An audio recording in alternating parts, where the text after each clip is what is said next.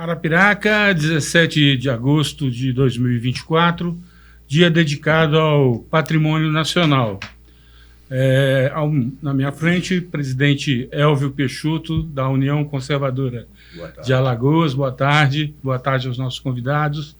Aqui, Jofre Dias, um dos fundadores da União Conservadora de Alagoas. Vou pedir ao nosso presidente, Elvio, apresentar os nossos convidados, por favor. Boa tarde, Arapiraca. Boa tarde, Alagoas. Boa tarde, Brasil. Estamos vivendo hoje um dia ímpar, recebendo duas pessoas importantíssimas para a nossa nação e para o nosso convívio.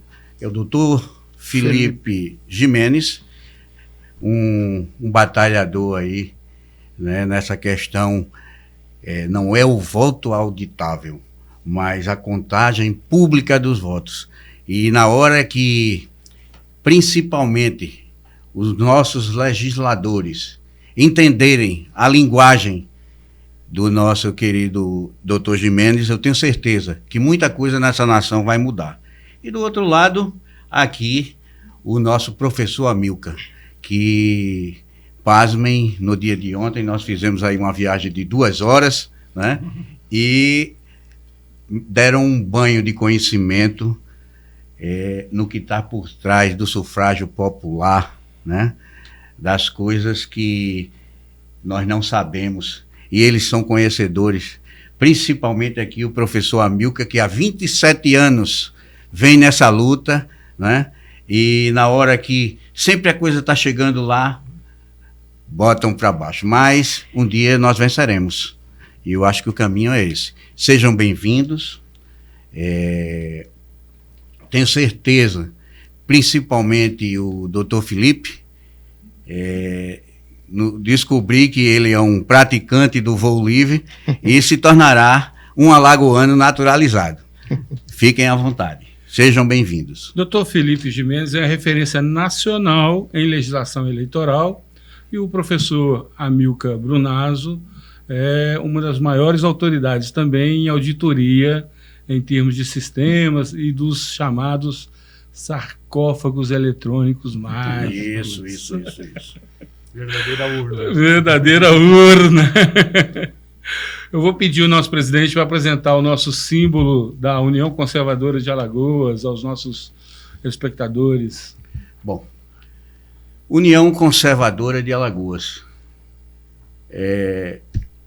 A construção dessa logomarca tem aí o dedinho do nosso querido coordenador Jofre e outros componentes da UCA. Os ramos aqui representam o ouro verde, o fumo, né? O que por muitos anos tem levado a Arapiraca além das fronteiras, né? E o que nós primamos, né? Os princípios do conservadorismo: Deus, pátria, família, vida e liberdade. E a maior explicação para liberdade é essa chave, né? Que ela, o que chamamos aqui de lingueta, quer dizer Deus inserido na sociedade, né? Então a chave, né, representa a liberdade, onde a lingueta, né, quer dizer Deus inserido como segredo da pátria. Aqui a cabeça da chave, a família protegida por sua propriedade. E o canhão da chave, o cano da chave, né, quer dizer tudo o que amamos ancorado no direito à defesa, né, que é o nosso patrimônio, a nossa propriedade. Não é isso? Então, na época que foi feito, foi o que nós optamos por colocar em prática essa logomarca. É porque a chave, na verdade, ela é o símbolo do conservadorismo, né? A maioria dos brasileiros, infelizmente, não conhece, mas a chave, ela representa o conservadorismo. E aí a nossa logomarca, ela primou, né, por espelhar a economia de Arapiraca, porque a sede da UCA é em Arapiraca, e calcado aí nos princípios Deus, Pátria, Família e Liberdade e no símbolo do conservadorismo. Não é? Eu queria iniciar esse bate-papo solicitando ao nosso querido Dr. Felipe para falar sobre abstenção, voto nulo, voto em branco, Dr. Felipe. O impacto disso num sufrágio universal nas eleições propriamente ditas. Bom, existe uma lenda de que a anulação dos votos possa provocar uma repetição da eleição. Isso é um equívoco, porque o artigo 224 do Código Eleitoral, quando trata da anulação de 50% dos votos da eleição, ele trata da decisão do Poder Judiciário, da Justiça Eleitoral. A Justiça Eleitoral anulando votos por alguma razão que tenha sido apurada em um processo. Então, não é o cidadão anulando o seu voto. Isso não tem eficácia nenhuma. Voto nulo e voto em branco é desconsiderado, porque a eleição é apurada com base nos votos válidos. Voto nulo e voto branco não é voto válido. Melhor dizendo, nulo e branco nem sequer é voto, porque voto, na etimologia da palavra, significa compromisso, e ninguém faz compromisso com uma manifestação em branco ou com uma manifestação de nulidade. Então, nós pregamos que as pessoas participem do ato da eleição, votem, não se omitam, não anulem seus votos, antes façam escolhas e continuem trabalhando para que a gente conserte o sistema. Mas voto nulo e voto branco é um ato de covardia, eu entendo, e que não tem nenhuma eficácia em termos de anulação de eleição. Quanto mais abstenção, né? Pois Fala é. também sobre a obrigatoriedade do voto. Pois é, existe essa história de que o voto no Brasil é obrigatório. O obrigatório é o deslocamento do cidadão até a sessão eleitoral. Porque se o voto fosse obrigatório, o cidadão não teria a opção de anular ou fazer a opção em branco. Porque branco e nulo não é voto. Porque branco e nulo não é compromisso. Então, na verdade, não é o voto que é obrigatório, mas o deslocamento do cidadão até a sessão eleitoral. O que, se bem entendido pelo povo, há muito tempo já teria sido revogado, né? É um constrangimento, a meu ver, ilegal você obrigar um cidadão a sair de casa e ir até um ponto de serviço público, ainda que seja uma sessão eleitoral, apenas pelo fato de ir, né? O ato administrativo deveria primar pela sua motivação, que é a contribuição do cidadão no processo de deliberação da sociedade. Ir a uma sessão eleitoral apenas pelo fato de ser obrigado a ir e não votar é, a meu ver, uma atitude irracional. Então, nós deveríamos há muito tempo já ter revogado esse dispositivo e vá à sessão eleitoral o cidadão que sente o compromisso da cidadania de deliberar a respeito do futuro do povo, não alguém que esteja indo obrigado, né? Até porque nós estamos decidindo o futuro. Então, na essência, não é o voto que é obrigatório, mas o deslocamento até a sessão eleitoral. Doutor Felipe, Fala uma coisinha. uma pergunta, eu vou deixar você professor, falar, e depois uma pergunta que está engasgada aqui, eu vou voltar. Pode falar aí. Não, é só completando o que ele está falando, você disse que voto significa assumir um compromisso. Fica bem claro isso quando a gente pensa nas expressões, né? Voto de castidade ou voto de pobreza, né? Perfeito. É um compromisso que a pessoa assume. Porque quando você fala de voto, como votar no seu candidato que você escolheu, a pessoa fala, mas qual é o compromisso que eu estou assumindo? Quem está assumindo é ele. Mas não, o voto significa o compromisso de quem está fazendo, né? Ou com a castidade, ou com a pobreza. O casamento também, né? Os cônjuges também. entregam voto. Voto de núpcias, né? Casamento também é isso, justamente. Viu, professor amigo? A sua observação foi perfeita, professor. A urna eletrônica, desde que ela foi implantada, ela é discutida. E aqui a pergunta que não quer calar. A urna eletrônica, ela é confiável? Vou contar o comecinho da minha história aí. A urna eletrônica no Brasil foi implantada na primeira eleição em 1996, né, em municípios com mais de 200 mil habitantes. E eu morava em Santos, que tem mais de 200 mil, então em 96 teve a urna eletrônica lá. E o colégio que eu votava Onde eu votava é do outro lado da rua. Eu morava em frente ao colégio, atravessava a avenida, do lado de lá era o colégio onde eu votava. Às 8 horas da manhã estava eu lá, que eu queria ver a novidade. Eu trabalhava com segurança de dados, criptografia, programação, que era a minha especialidade. Falei, vamos ver essa maquineta aí, como que é. Cheguei lá, 8 horas da manhã, tinha mais 2 pessoas na minha frente. Fiquei lá olhando, o primeiro foi votar, eu vi que o mesário perguntava para ele qual era, pedia lá o documento de identidade e digitava numa maquininha o número lá. E aí eu olhei e vi que tinha um cabo que ligava aquela maquininha com a urna. E o cara ia lá e votava. Eu falei, pá, o cara vai, identifica aqui, vota lá e a mesma máquina, cadê o sigilo? Né? O segundo foi a mesma coisa. Aí chegou na minha vez de votar, ela foi digitar meu número, eu falei, peraí, você vai digitar meu número aí e eu vou votar lá? Como eu sei que meu voto não vai ser identificado? Não que eu quisesse que meu voto não fosse identificado, porque eu andava com propaganda do meu candidato no carro, eu mesmo fazia os adesivos, grudava no vidro do carro, né? Não que eu quisesse esconder em que eu votasse. Não era problema de coação. É questão que a coação é uma fraude. O princípio do voto ser secreto. A coação é um problema muito grave, né? Distorce muito o resultado eleitoral, coação de eleitores. Por isso, tem que ter o voto secreto, tem que ser garantido que o voto seja secreto. E quando na mesma máquina tem os dois, como que se garante? Aí eu perguntei para a moça, ela me deu a resposta, o que fez com que eu estivesse aqui hoje, falando com vocês aqui. Ela falou assim, não, eu garanto que não vai ser identificado. A garantia sou eu. Exatamente o que eu pensei. Aí eu pensei, bom, como é que dá isso daí? Eu sou programador, eu sei facilmente identificar. Você grava um voto, grava um negócio junto, um dado com o outro, e depois identifica quem votou. Aí, a partir da seleção, eu não pude fazer nada, só constatar isso. Aí, em 98, eu já comecei a procurar a Justiça Eleitoral, primeiro o cartório na minha cidade de Santos, depois eu comecei a escrever para a Secretaria de Informática do TSE, para entrar em contato, tudo, e comecei a me informar sobre o processo. Então, o que eu percebi desde o começo, nesse começo, quando eu comecei a procurar esses primeiros contatos, eu achava, bom, eu vou explicar para eles que tem que ser separado, não pode ser junto, né?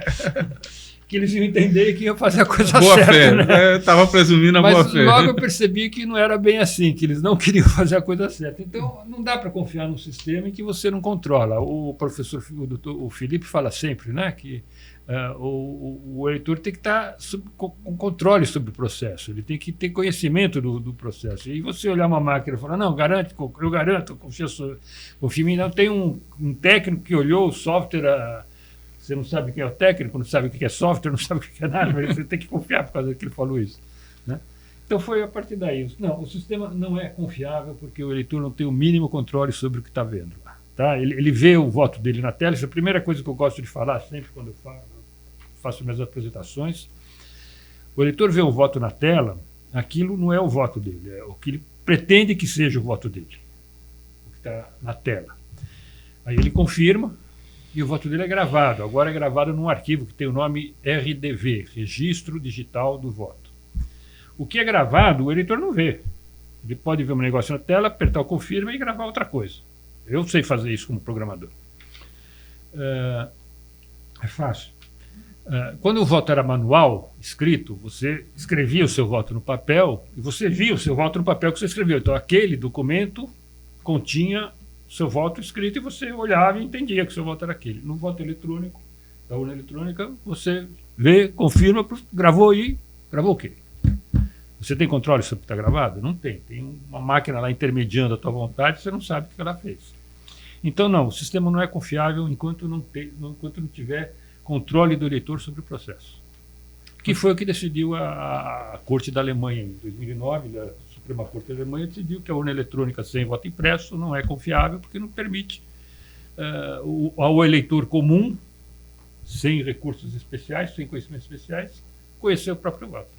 E o fiscal do partido contar os votos, né? Fazer a contagem pública dos votos. Eu queria fazer um comentário em cima da sua pergunta.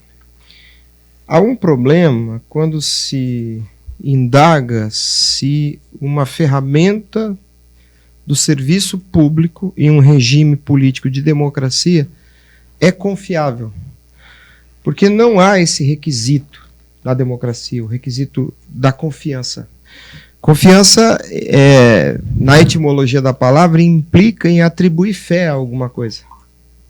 Se eu confio em você, eu atribuo fé de que você fará alguma coisa, ou de que você terá alguma determinada conduta. E não existe requisito de fé no regime político da democracia. Até não existe princípio jurídico nesse sentido. Os princípios que estão na Constituição, diversamente do que seria um ambiente de confiança, os princípios da Constituição obrigam a observância da lei e obrigam a publicidade dos atos do agente público. Então, é até um equívoco supor que coubesse confiar. Não se trata de confiança. O Estado é laico, a relação do povo com os seus servidores, com os agentes públicos, ela não pode se dar por fé. E a grande violação que existe nesse mecanismo é a violação do princípio da publicidade. E publicidade, é importante esclarecer, não é a ação de um agente público. Publicidade é a qualidade do ato que é compreensível para o povo. E é justamente esse princípio que é quebrado, que é maculado. E a partir dessa quebra, se espera que o cidadão atribua fé. Há uma confusão entre um conceito e outro, porque existe para o agente público a chamada fé pública. E o que é essa coisa chamada fé pública? A fé pública é uma hipótese de presunção de que o ato do agente público é regular.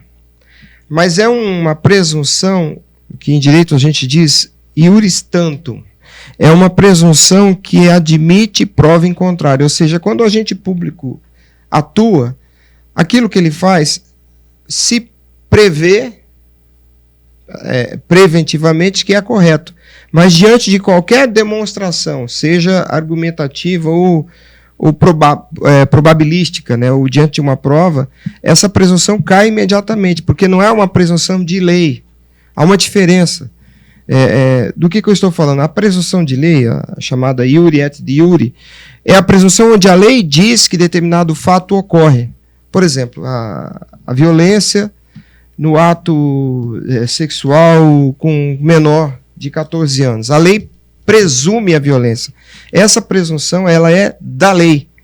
Mesmo que o menor declare diante do juízo que houve um ato consensual, a violência permanece. Porque é a lei que determina. Então, é uma presunção de lei. Então, há uma distância muito grande entre essa presunção de lei e a presunção iuris tantum, que é a presunção que se admite até que se prove em contrário. Quando você argumenta e demonstra que um determinado ato de um agente público é realizado fora do domínio da compreensão do povo, você já, pela constatação, afasta completamente a presunção de legitimidade ou de fé daquele ato. Então, não se deveria discutir a expectativa de confiança. O que se deveria discutir é a legalidade e a publicidade do ato. É importante ter em consideração isso, porque toda vez que esse assunto é tocado, o que se questiona é isso. Você não confia? Não confio. Naturalmente não confio, porque eu não devo confiar, porque serviço público não é algo que seja passível de confiança. E os princípios da administração pública, doutor Felipe, eu tenho ouvido muito o senhor falar sobre isso, é o LIMP, né, do ato... Legalidade, impessoalidade, moralidade, publicidade e eficiência. Isso. Então, se é impessoal, não pode haver confiança. Exato. Perfeito. Doutor Felipe, resumindo aí, são quase 30 anos. Eu queria falar sobre a confiança também. Eu e o Felipe fazer uma dobradinha, eu sou técnico em engenharia, programação, ele é o advogado, a gente faz uma tabelinha, cada um dá a explicação dentro do seu campo, né? Ele falou sobre a confiança, eu gostaria de falar sobre a confiança do meu ponto de vista aqui de técnico, né? De informática. Em informática a gente usa em inglês 2 palavras para se referir à confiança. Em português nós temos uma palavra só, que abarca as duas.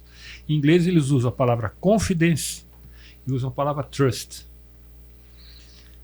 O confidence é a confiança, a fé, que você confia intuitiva, psicologicamente você confia na tal pessoa, acredita no que ela fala.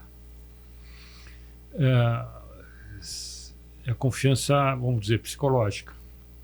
E a trust, eles consideram isso no campo da informática, a confiança demonstrada, técnica, confiança técnica. Você demonstra que o sistema é confiável. Você pega um programa de computador, analisa, dá para um grupo de pessoas independentes, eles analisam o programa, o tal do código-fonte, analisam o procedimento para transformar em código executável, põe em operação, testam antes, põe em operação, testa durante a operação e faz todas as análises e fala, olha, feito tudo, tem tais resultados, é tal coisa, o programa faz isso, de acordo com o projeto. É então, o que eles falam. Você chama de confiança técnica. Então, o sistema passa a ganhar trust, ele passa a ter trust, ser confiável, no sentido técnico da palavra.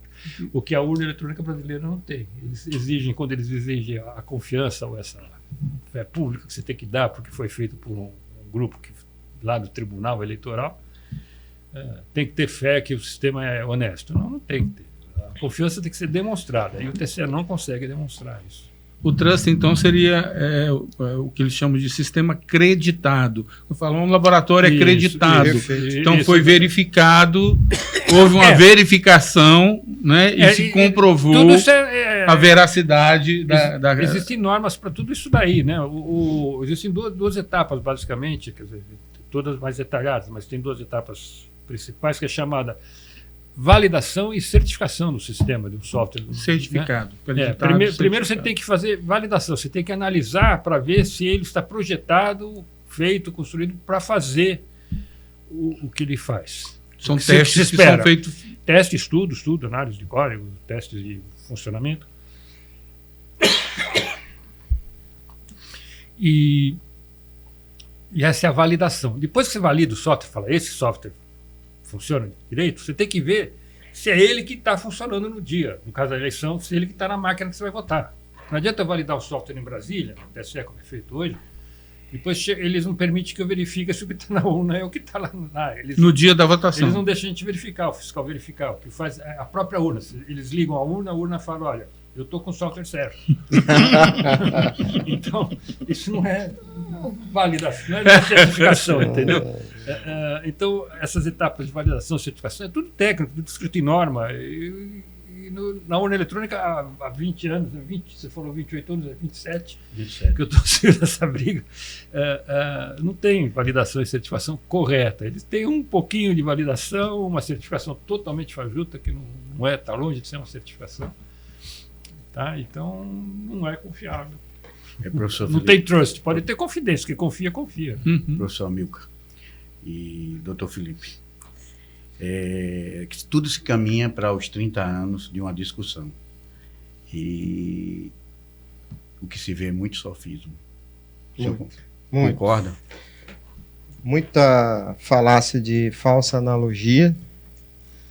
Mas a principal delas, Elvio, é a falácia do espantalho, que é um instrumento retórico onde no debate o seu interlocutor te leva a discutir um assunto que não é o cerne. E eu queria inclusive introduzir essa abordagem. Entendo que aqui não é um sentido de desprestígio de uma ciência ou outra, de forma nenhuma. O trabalho que o professor Amilcar, o professor Pedro Rezende e a equipe deles fizeram ao longo de todos esses anos é crucial. Marco Antônio de Carvalho. Marco Antônio. Mas o que eu queria chamar a atenção é que e o professor Amilcar é um registro histórico de tudo isso, durante todo o processo há um debate sobre temas do âmbito da ciência de dados, mas a decisão de autoridade é sempre fundada em argumentos pseudamente jurídicos, falácias jurídicas mais propriamente. Então, veja, a população trata do assunto sob uma ótica técnica, com base em dados de uma determinada ciência, mas quem decide com razões de outra ciência, que é a ciência do direito. E o que tem que se entender, basicamente, é que o Estado, essa coisa que nós chamamos de Brasil, República Federativa do Brasil, a democracia enquanto regime político, a cidadania, os meus direitos políticos, tudo isso é matéria da ciência do direito. Então, se há uma insegurança a respeito de um ato crucial, como a eleição dos representantes num regime democrático, é fundamental que o assunto seja abordado sob a ótica do direito. Porque quem decide, em última instância, são operadores do direito, no caso, ministros da Corte Constitucional. A compreensão de que há um ato jurídico e que esse ato jurídico deve respeitar alguns critérios que estão na própria Constituição, que estão no próprio conceito do regime político, se não houver essa abordagem, nós nos perdemos numa discussão gigantesca do detalhamento técnico da ciência de dados. E, curiosamente, o corpo técnico do serviço eleitoral nunca se dispõe a fazer um enfrentamento direto com a equipe do professor Amilcar e do professor Pedro Rezende. Porque nesse campo também eles são derrotados. Mas, agravantemente, a matéria não é tratada no legislativo, por senadores e deputados, sob a ótica do direito. O que é básico nisso? O ato de identificar um voto, atribuir e contar um voto é um ato de natureza jurídica administrativa. Não há nenhuma justificativa para que o ato seja secreto. E em direito público, público é aquilo que está na compreensão do povo, secreto é o que não está. Ora, quando o boletim de urna é impresso pelo sistema, aquele documento prova que houve uma conta.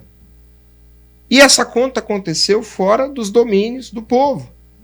Se eu pego um boletim de urna e vejo lá, temos aqui 150 votos para o Amilcar, nós temos aqui 50 votos para o Elvio, o que esse documento está dizendo? Que houve uma conta. E é essa conta que é o escrutínio, do latim escrutar e exame. Esse exame, atribuição e cômputo jamais poderia ser secreto. É por isso que países como Israel, Alemanha, Japão materializam o voto e fazem a contagem pública do voto.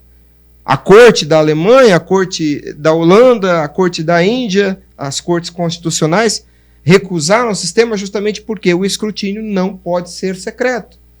E aqui nós ficamos debatendo essencialmente os temas da informática, mas quem decide sobre aplicar ou não aplicar a solução legal são operadores do direito e fazem essa decisão com argumentos do direito.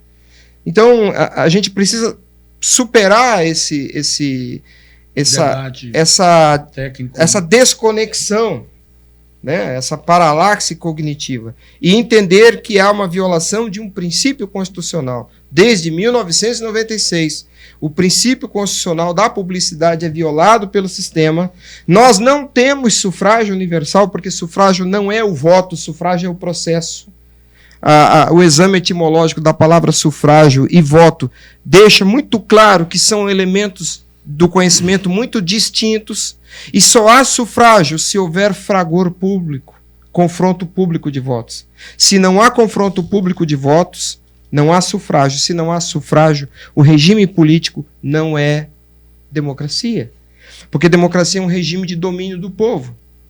Se não há domínio do povo no processo de apuração dos votos, então aquela decisão não é uma decisão do povo. E, consequentemente, você não tem um regime de domínio do povo.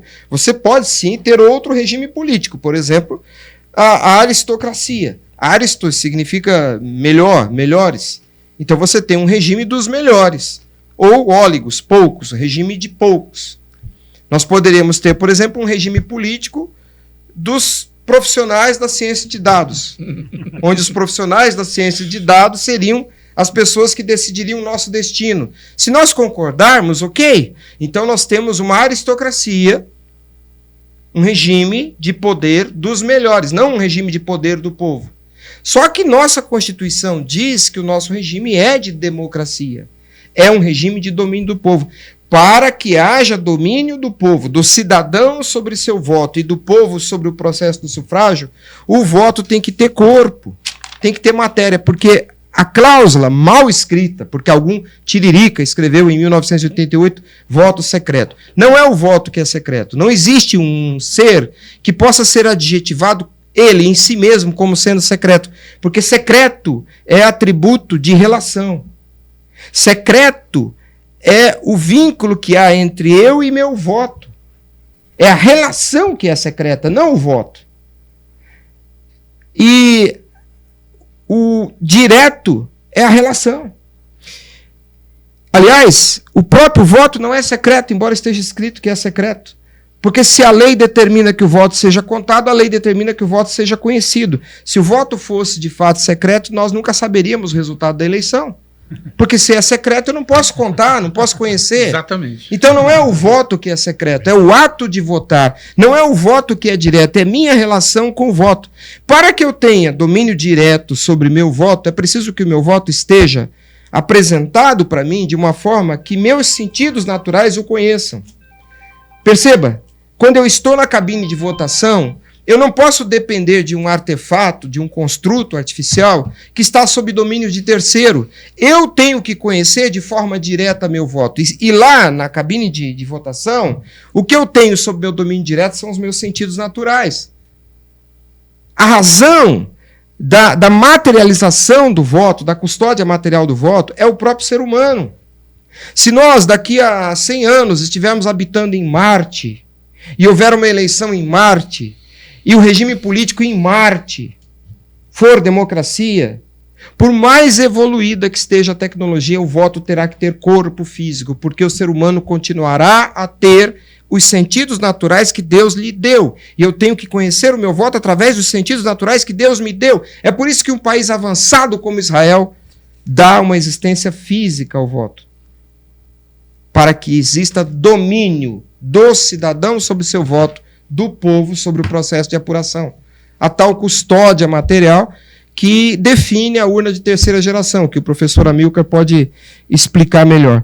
Mas é importante entender, se não há uma relação direta de domínio do cidadão sobre o voto, do povo sobre o sufrágio, e isso implica em publicidade, o regime não é democracia. É muito mais grave do que parece.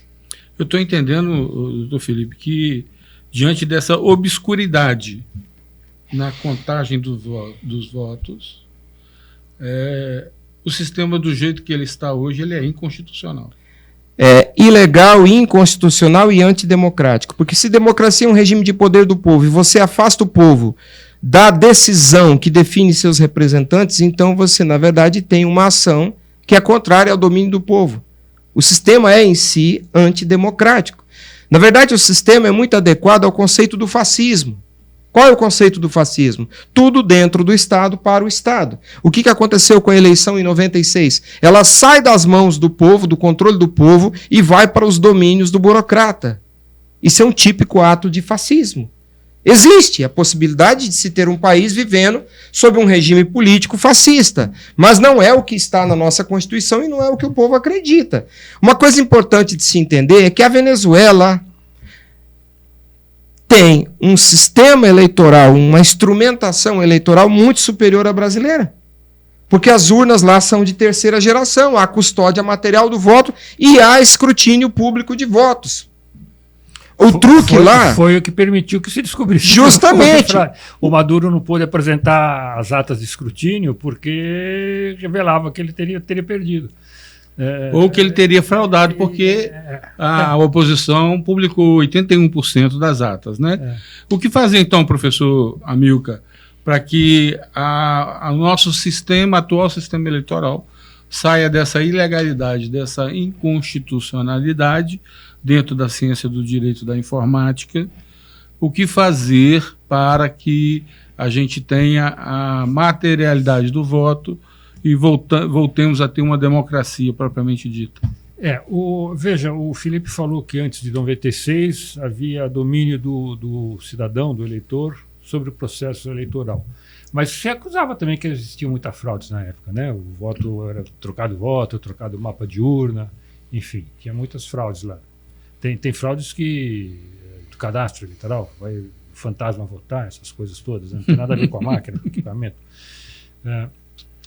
Então, fraudes existem de diversos tipos e maneiras, né? O que ele está dizendo aqui é um ponto conceitual muito importante, que é o controle a possibilidade de controle do eleitor sobre o processo.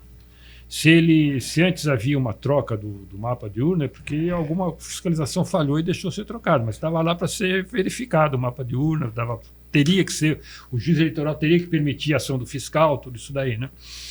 Se havia falha nesse processo, como aconteceu agora na Venezuela, lá eles têm condições de contar o voto, porque tem o voto materializado, tem condição de ver se as atas de escrutínio estavam corretas e ver se o total está correto. Não foi feito porque o dono lá do sistema não deixou fazer. Aqui não. Mas lá, aqui no Brasil, a partir de 96, ficou diferente. Não dá para fazer. Eu critico muito quem fala que houve fraude na eleição tal, houve fraude na eleição tal. Eu participei de inúmeras auditorias, inclusive aqui em Alagoas, em 2006, participei de uma auditoria que encontrou um monte de problemas do sistema eletrônico em 2006, 2014, a auditoria do PSDB nacional, né?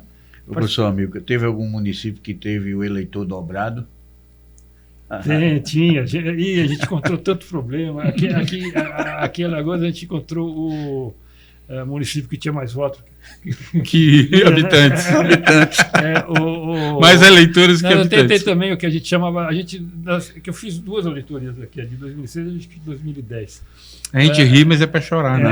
Em 2010 a gente descobriu, fez um estudo no primeiro turno, que tinha municípios que a gente analisava o arquivo chamado arquivo de log, que registra a hora que cada voto entra. Não diz qual é o voto, registra, entrou tal voto, entrou um voto. Não diz qual é o voto, mas entrou um voto, tal hora, tal minuto.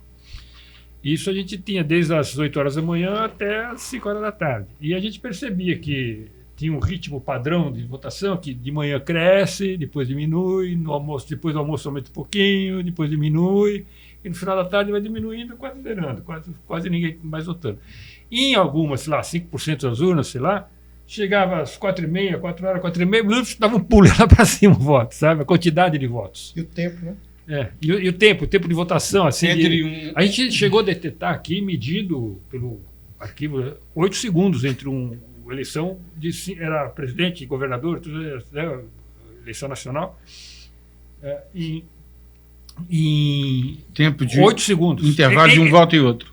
Entre ser identificado o eleitor, quer dizer, digitar o número dele, confirmar, ele ir até a sessão, até a urna, votar e confirmar o último voto. Presidente, governador, senador, deputado federal, deputado estadual. E mais 5 opções. E mais a identificação do eleitor. Tudo isso em 8 segundos. 8 segundos. Impossível. Quer dizer, já estava um cara lá, o outro estava com o mapa. E o deslocamento da mesa. E o deslocamento da mesa até a urna. Então, me permita. Aí só deixa eu falar o que aconteceu dessa vez aqui em Alagoas. Nós fizemos um estudo e mostramos que tinha um monte de sessões, a gente sabia exatamente, sessão tal e tal município, aconteceu esse que a gente chamava de votos acelerados e tardios, né? No final do dia, dava um pulo. E apresentamos a relação de todas as urnas e foi solicitado para o segundo turno que os mesários daquelas sessões fossem trocados, porque aquilo só podia ser feito com conivência do mesário, não é porque o eleitor era rápido, entendeu? O desembargador chegou a conceder, falou, então vamos trocar os mesários para o segundo turno, concedeu. Passou uns 3, 4 dias, a informação chegou lá no TSE em Brasília, deram uma contra-ordem e cancelaram tudo. Falaram, não, tem que deixar porque vai desacreditar o sistema, dizer que tem... que o TSE alega muito que a urna com a biometria impede a votação de fantasma. Não impede nada, dá para fazer votação com biometria e tudo, não muda nada. E a prova estava na análise daqueles arquivos. Então, encontramos irregularidades para burro, né? Mas o que eu estava querendo dizer é que essa importância de o eleitor ter controle sobre o processo é que existe a possibilidade de ter controle e existindo a possibilidade que seja efetuado as atividades necessárias para que o eleitor controle. O que nós temos no Brasil hoje é que não tem condição. Se a gente quiser fazer a auditoria da urna eletrônica, saber quantos votos deu para cada candidato, não tem como.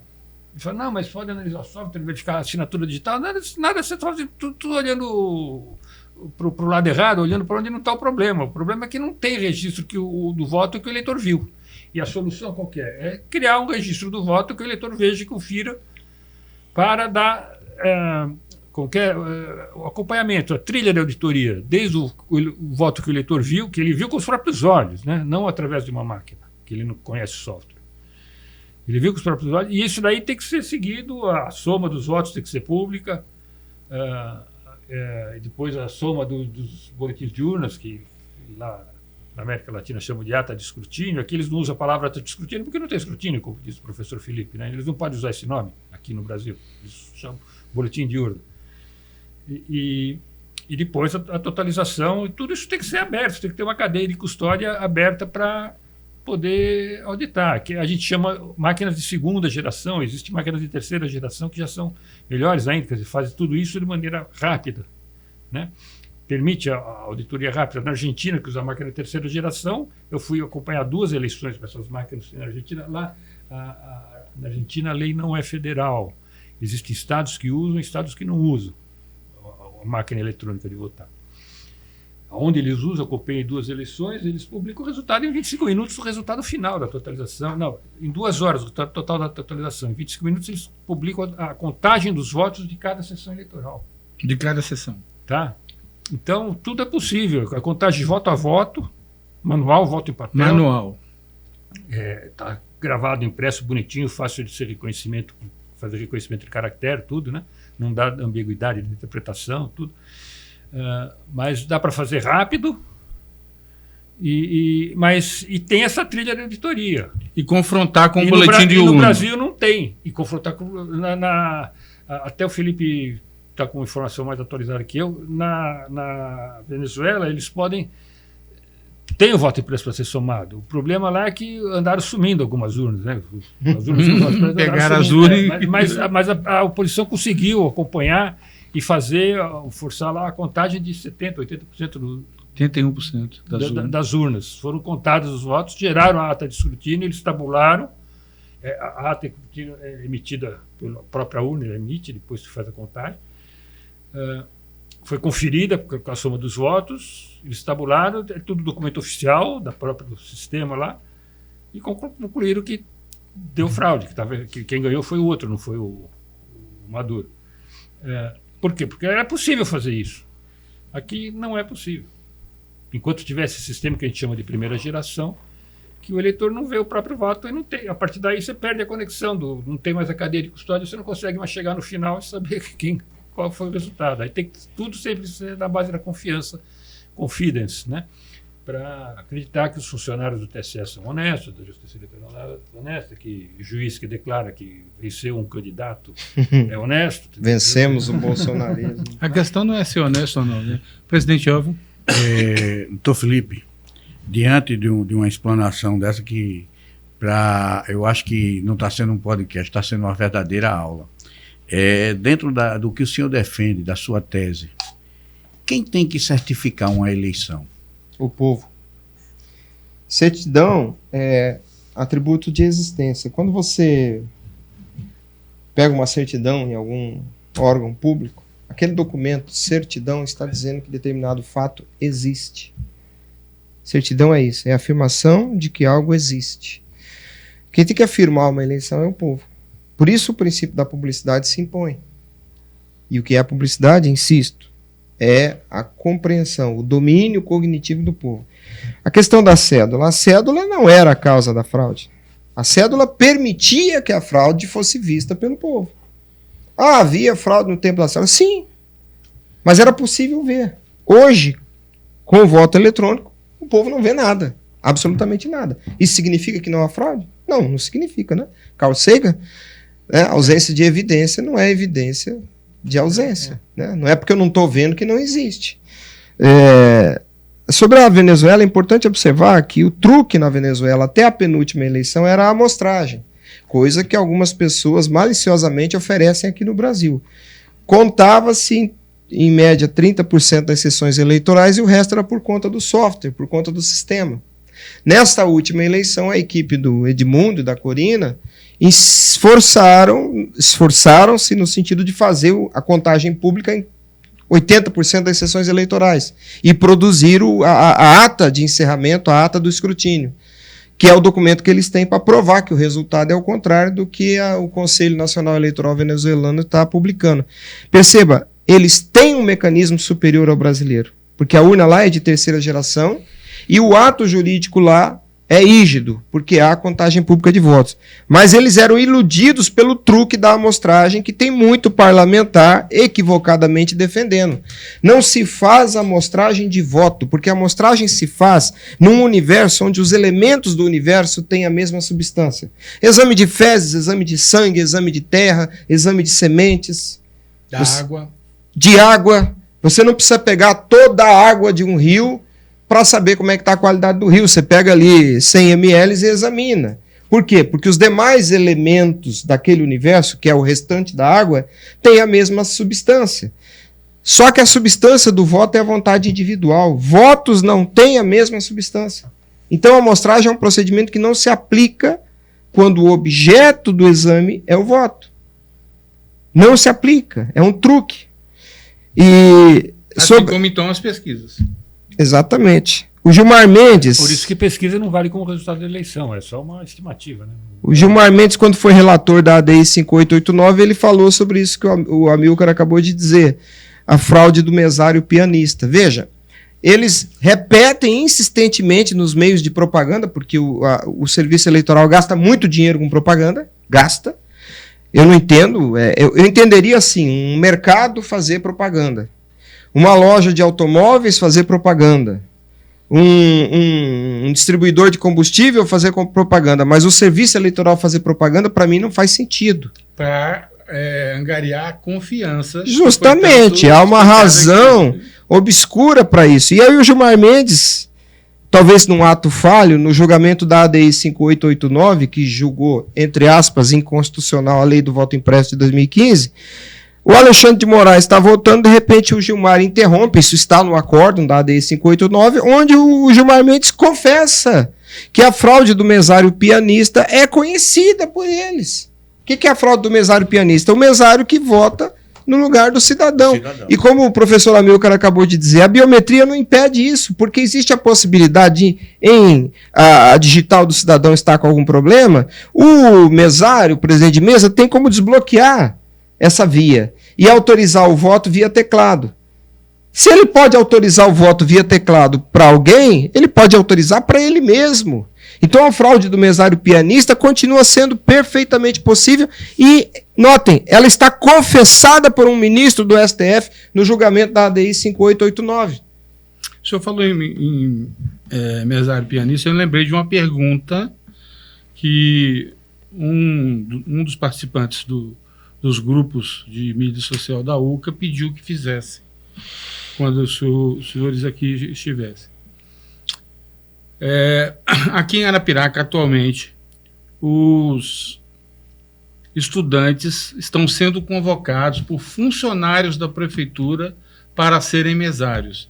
Essa convocação não teria que ser da Justiça Eleitoral, de funcionários da Justiça Eleitoral? Essa foi a pergunta de um dos participantes. A participação nesse trabalho honorífico, que é compor a mesa da sessão, é voluntário.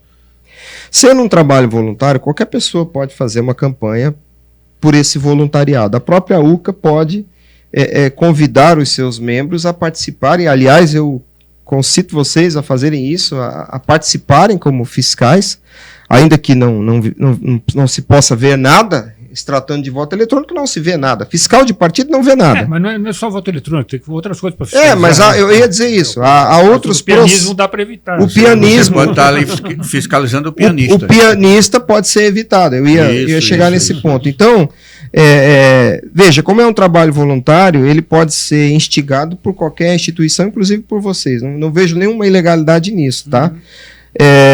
O que não pode é se acreditar que isso resolve o problema, porque o fato crucial, que é o escrutínio do voto, esse ninguém vai ver. Ok. Presidente. Aí, doutor Felipe, volto a, como é que se diz, a fazer pergunta. Aquela questão que ontem a gente conversava, e o senhor falava de tirar do STF a competência do ato concreto.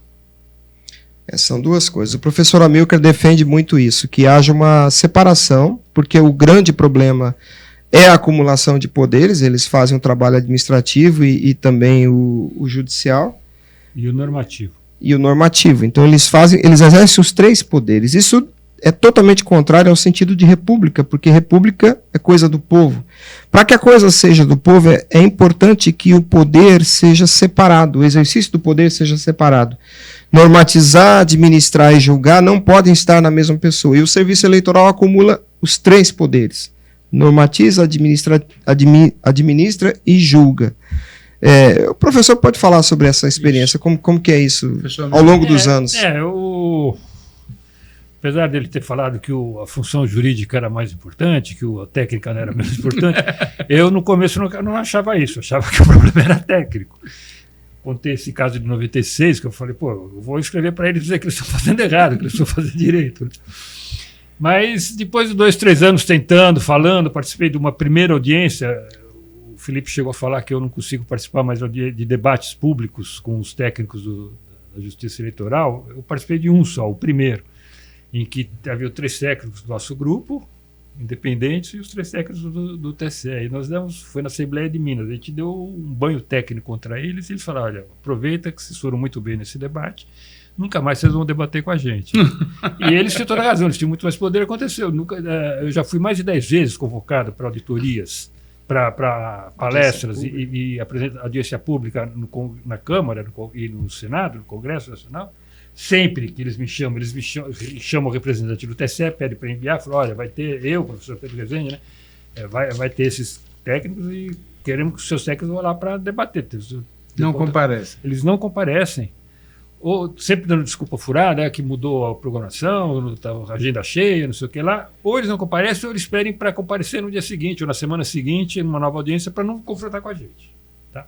E eu achava que o problema, no começo eu achava que o problema era técnico, mas no final cheguei à conclusão que o Felipe tem razão. O problema não era técnico, o problema é a estrutura do processo eleitoral. A gente entrava com um pedido no TSE, por exemplo, para apresentar o software para a gente analisar. Aí ele perguntava para o secretário, o juiz pedia para o secretário de informática, posso apresentar o software para ele analisar? Ele dava uma desculpa qualquer e não apresentava o software. Por exemplo, nas primeiras eleições, 2002, 2000, o sistema operacional, que é uma parte grande do software da urna, não era aberto, era fechado. Eles compravam de uma empresa chamada Microbase, o software, e não mostrava para a gente, só punha o software, tá aqui, esse que vai ser o software eleitoral. A gente queria examinar e não podia. E a lei dizia que tinha que ser aberto o código, né? E ele dizia, não pode apresentar porque é propriedade particular, software de prateleira, a gente compra da prateleira e põe, a gente não modifica nada. E não mostrava o software para a gente, entendeu? Apesar da lei dizendo que tinha que mostrar. Então eu fui percebendo que o problema não era técnico, era que eles tinham poder para dizer que eu podia fazer como fiscal ou não. Eles tinham poder. Eu pedia alguma coisa e falaram, não, mas isso não está na resolução. Mas quem escreveu a resolução foram eles, né? Que não previa alguma forma de transparência. E aí, então, eu acabei compreendendo isso. O problema não é que a urna não imprime o voto, quer dizer, é o problema, mas não é esse que é o foco. Não é só esse o problema. Não é a fonte do problema. A fonte do problema é que eles têm as 3 funções de escrever a norma que vai regular o equipamento, a forma de fazer a eleição com o equipamento, a fiscalização desse equipamento, como só pode fazer isso, não pode fazer aquilo. E se você encontrar um problema e entrar com essa fala, vocês não cumpriram aquela norma, não sei o que lá, eles que vão julgar se eles cumpriram ou não a norma.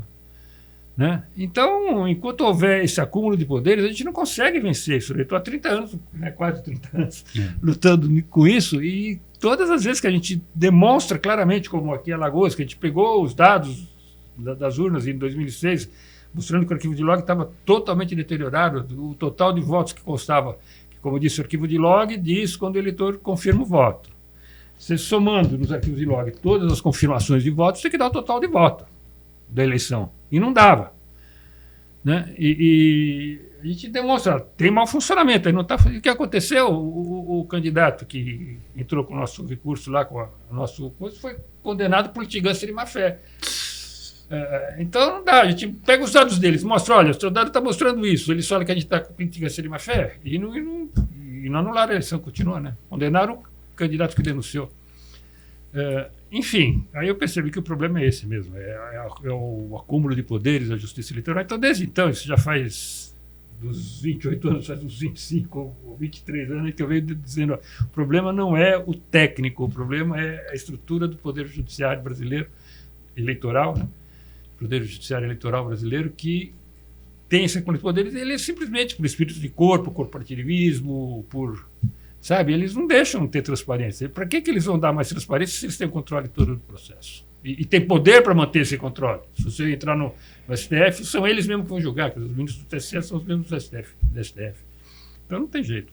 Então esse acúmulo de poderes, para mim, é o principal problema. Acho que devia começar, eu sempre digo isso para os políticos que me procuram, tem que começar enfreitando, derrubando isso, separando, ter um administrador eleitoral independente. No Chile, por exemplo, ou no Equador também, o poder eleitoral, o administrador eleitoral, não pertence a nenhum dos 3 poderes originários. Ele é independente. Tem lá uma regra de nomear os seus... O cara tem que ser de carreira, tem lá fazer concurso, um monte de coisa, para participar desse administrador eleitoral. Depois, a normatização normalmente é o legislativo que faz. E o judiciário é o judiciário que faz, um judiciário que nem é especializado, que não é nem justiça eleitoral, justiça comum. Mas tem que ser separado os 3 poderes, porque um não pode ter tudo junto, porque aí não adianta, você vai entrar contra o administrador eleitoral, faz uma coisa errada, você entra com o processo, aí ele pega, veste a toga e fala, agora eu vou julgar se eu fiz a coisa errada. Né? Não dá, a gente não consegue ganhar nunca isso aí. O doutor Felipe falando, eu não sei se coloco bem, mas seria uma discussão numa linguagem jurídica. O problema das tentativas que aconteceram antes, nós tivemos uma lei determinando a impressão do voto em 2002, depois em 2009 e depois em 2015. Todos esses textos, eles basicamente previam a impressão do voto. E não traziam fundamentação jurídica das razões do porquê o voto haveria de ser impresso. Nós não temos, por exemplo, na legislação nacional, uma definição do que seja o sufrágio universal. Nós não temos na legislação nacional uma definição da importância da publicidade do escrutínio. No vazio de conceitos, na falta de conceitos, o artigo 4º da Lei de Introdução ao Direito diz que quando a lei é omissa, o juiz que é obrigado a julgar, ele aplica analogia, costume e princípios, ou seja, ele faz o ato hermenêutico de interpretar os fatos e aplicar aquilo que ele entende adequado em razão dos princípios jurídicos, porque a própria norma não define o conceito. Eu vou dar um exemplo muito recente de uma ação inteligente do Congresso, o tema do marco temporal. O marco temporal se tornou um instituto jurídico porque era um critério para a demarcação de terras indígenas. E isso virou uma pauta revolucionária do STF que pretendia novamente instaurar o caos no campo sob pretexto de novas terras indígenas, novas demarcações, etc. e tal. O que o Congresso Nacional fez? Aprovou por lei ordinária uma definição do conceito de marco temporal. Com a definição desse instituto jurídico chamado marco temporal, acabou o espaço retórico para as falácias dos ministros do STF. E perceba, fizeram isso por lei ordinária. Existe um movimento no Congresso, eu não sei quem criou isso, mas é uma estupidez do ponto de vista jurídico, de que o problema da eleição precisa ser resolvido por PEC. Ora, se querem fazer alguma coisa por emenda constitucional, façam isso que o professor Amilcar recomenda.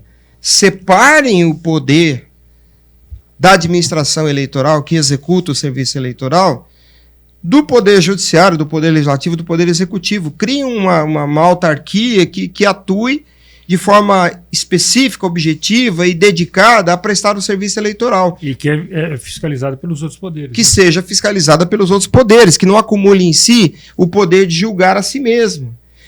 Agora, para resolver o problema dos conceitos da eleição, nós não precisamos de PEC. Porque o problema conceitual da eleição é a compreensão do que é o sufrágio, que não é voto. Sufrágio é o processo, é a relação jurídica que os cidadãos estabelecem no dia da eleição. Voto é o compromisso individual que o cidadão entrega para a Assembleia que delibera. E esses conceitos podem ser estabelecidos por lei ordinária. Por que essa importância? Porque uma emenda constitucional depende de 3/5 do Congresso. E é um projeto de Uma lei ordinária você apoia com maioria da casa, maioria de presentes. Então, se você tem lá 500 deputados federais, mas na sessão tem 50, você aprova com 26. Então, essa é a grande diferença. Eu desconfio desses parlamentares que ficam insistindo em fazer PEC para escrever a bobagem do voto auditável. Porque, primeiro, que é uma grande chance de não ser aprovado. Por falta de quórum. 3/5. Porque você, além do quórum de 3/5, nas duas casas, você ainda precisa repetir a operação duas vezes. E se pode fazer isso, essa definição conceitual por lei ordinária, e colocar um dispositivo dentro da lei das eleições 950497, por que não fazer? Aí eles dizem grosseiramente que uma emenda constitucional é mais resistente ao ativismo judicial. Isso é uma idiotice. O controle jurisdicional de constitucionalidade da norma se aplica a qualquer espécie de norma. A Corte Constitucional, o STF, pode dizer que uma emenda constitucional é inconstitucional. Eu não sei de onde que eles tiraram essa bobagem. Com certeza não foi da Faculdade de Direito, eles tiraram de algum outro lugar. Não existe essa bobagem de que Corte Constitucional não pode julgar emenda constitucional. Agora, se eu posso resolver o problema, pelo menos o conceitual, através de uma lei ordinária, por que insistir em emenda constitucional? Esse é um aspecto. Eu falei para o senador Cleitinho, pessoalmente, olhando nos olhos dele, eu falei, seu projeto, a PEC 37, é ruim no conteúdo e na forma. Na forma, porque nós não precisamos de PEC para isso. No conteúdo, porque prevê a impressão do voto para fazer auditoria. Auditoria não implica em publicidade.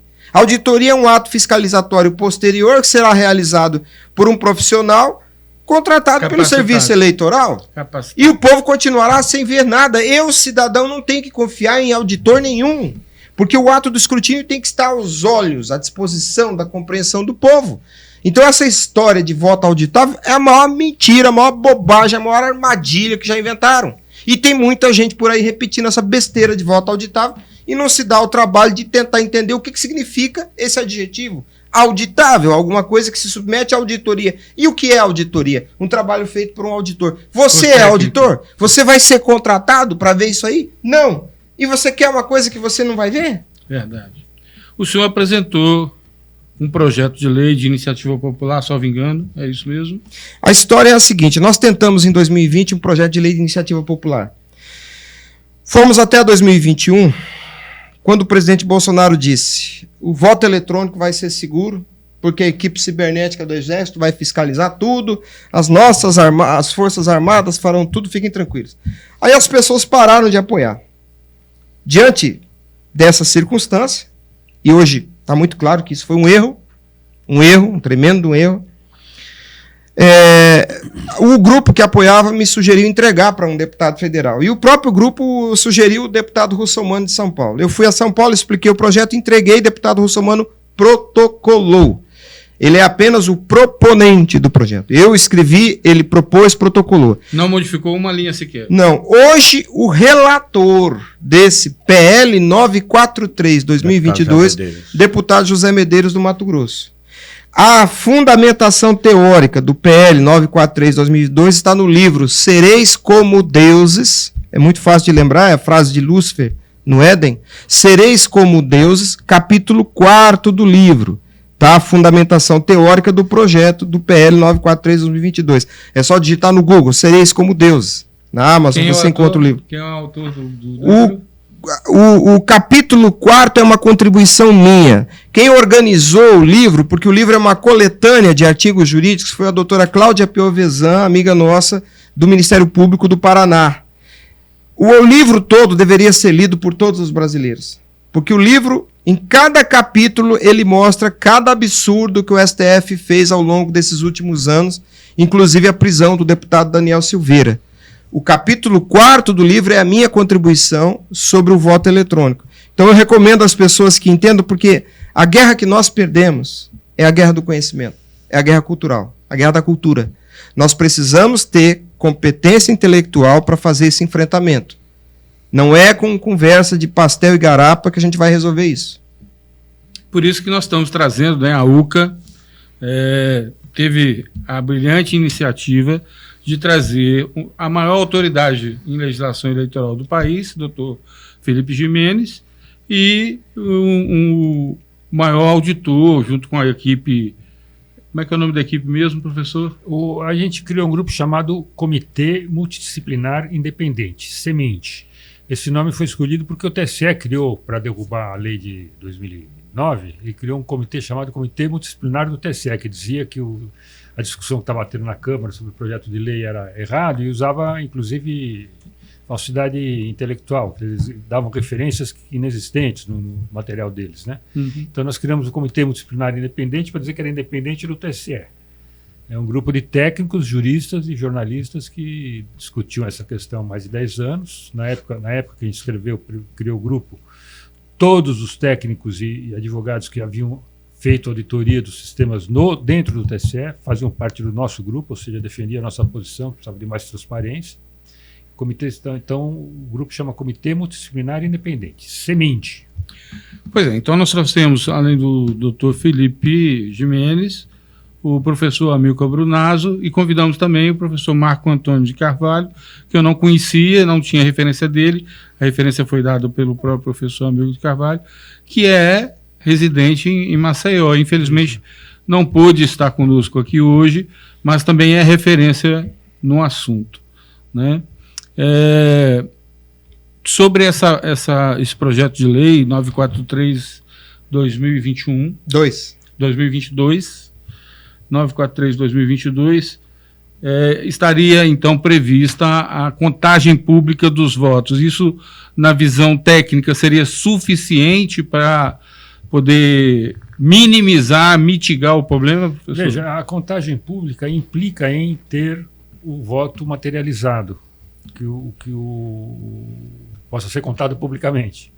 E o voto materializado significa que o eleitor vê o voto antes de confirmar. Eu não conheço o detalhe do projeto de lei, não sei se está explícito que o eleitor tem que conferir o conteúdo do voto antes de confirmar, né? O voto materializado. Mas, basicamente, destacar a importância da contagem pública dos votos está correto. Não há uma previsão no projeto de lei do instrumento. Certo. O trabalho que está ali é a previsão do ato jurídico. E esse é o problema. A falácia do espantalho consiste em que até hoje se discuta tão somente o instrumento e não o ato jurídico. E a proposta no PL 943 é justamente que se jogue luz sobre o ato jurídico. Então, haverá de se reconhecer que contar votos secretamente numa democracia é ilegal. Reconhecido isso, a solução é que se conte o voto publicamente. Como fazer? Com o instrumento que estiver disponível. A cédula é, até hoje, na lei vigente, solução contingencial para manual. A cédula tradicional, para o perfeito funcionamento do serviço eleitoral. Agora, nós temos a opção da cédula tradicional, nós temos a opção da cédula impressa, nós temos a opção da urna de terceira geração. Quer dizer, o que importa não é se o voto será em pau, papel ou pedra. O que importa é que o ato do escrutínio do voto seja público, que o voto esteja sob domínio do cidadão. A instrumentação existe, a tecnologia existe, está à disposição. Inclusive, eu queria chamar a atenção para o seguinte: Gilmar Mendes ficou 2 anos na presidência do TSE, prevaricando, enquanto adiava o cumprimento da lei de 2015, que determinava a impressão do voto. Por 2 anos, na presidência do TSE, durante os anos de 2016 e 2017, ele negava cumprimento à lei, dizendo que era necessário um protótipo. No final do mandato dele, no final de 2016, ele divulga para a sociedade o fato de que o protótipo que havia sido concebido por ele, ou pela equipe contratada por ele, era caríssimo e inviabilizava o processo. E aí ele comunica ao Congresso Nacional, e nós, em março de 2018, vamos num grupo de ativistas para a Comissão de Constituição e Justiça, onde o professor Amilcar estava na mesa falando, e eu tive a oportunidade de confrontar lá um procurador da República justamente sobre a necessidade do respeito ao princípio da publicidade. Mas veja, quando o Gilmar Mendes sai da presidência do serviço eleitoral, eu gosto de chamar de serviço eleitoral, porque quando eles estão realizando o serviço eleitoral, eles não são juízes, eles são administradores. Não é justiça eleitoral, é serviço eleitoral, porque é um serviço administrativo. Então, ele sai da presidência do serviço administrativo e assume ministro Fux. O que o Fux fez? Nos primeiros meses, licitação para comprar módulos e impressores. Ministro Fux fez exatamente o que o Aires Brito disse que faria em 2009. Quando a lei de 2009 determinava a impressão do voto, um documento orientado pelo professor Amilcar serviu de instrução para um pedido do PDT para que o ministro presidente do Tribunal Superior Eleitoral, Aires Brito, respondesse: colocaremos módulos impressores nas urnas. O que o Fux fez em 2000? Ele respondeu que já tinha na urna um conector para comprar um módulo externo. Já tinha a porta. Já tinha a porta, era uma porta paralela, sei lá. Isso só não foi feito porque a Carmen Lúcia deu uma decisão absurda, dizendo que era absurdo o cidadão assinar a urna e tal. Até eu queria que o professor Amilcar falasse sobre isso depois. Mas concluindo, o Fux assume a presidência do TSE em 2018 e logo no início ele faz a licitação para comprar módulos impressores e cumprir a lei de 2015, a qual vinha sendo negado o cumprimento pelo Gilmar Mendes. Eu entendo que Gilmar Mendes cometeu um erro grosseiro na condução da presidência do Serviço Eleitoral, e a lei de introdução ao direito diz lá no artigo 28 que o agente público, quando comete erro grosseiro, ele responde pessoalmente pelas consequências do erro grosseiro. Antes de finalizar, eu quero que você me dê a oportunidade de dizer por que voto eletrônico não existe. Tá? Mas eu queria que o professor Amilcar falasse sobre a manobra retórica que foi o salto triplo carpado da Carmen Lúcia, quando ela disse que o cidadão assinaria o voto lá em 2009. Bom, aí eu participei das 3 leis, principalmente das 2 primeiras leis do voto impresso. A terceira, que foi apresentada pelo Bolsonaro, eu tive praticamente participação. Só me ouviram lá, mas não participei da redação, nada disso. As 2 primeiras eu ajudei na redação, tudo. A segunda lei previa, então, que fosse impresso o voto, e eles falavam muito que o voto impresso poderia ser trocado, alguém poderia imprimir um outro voto, colocar na urna normal, né? E aí ia atrapalhar, não ia bater o voto impresso com o voto eletrônico, e aí a fraude era no impresso, não era no eletrônico. Eles falavam muito disso. Então, eu escrevi lá na lei que no voto impresso, tinha que ter a assinatura digital da urna. A urna, assinatura digital é uma técnica que permite identificar a origem do documento. Se o dono tem chave pública, chave privada, quem tiver chave privada for uma pessoa, a assinatura é dessa pessoa. Se a chave privada for da máquina, a assinatura é daquela máquina. Que é o atual certificado digital que nós temos. Isso, o certificado digital é baseado nessa técnica da assinatura digital, com chave pública, chave privada, e você pode fazer,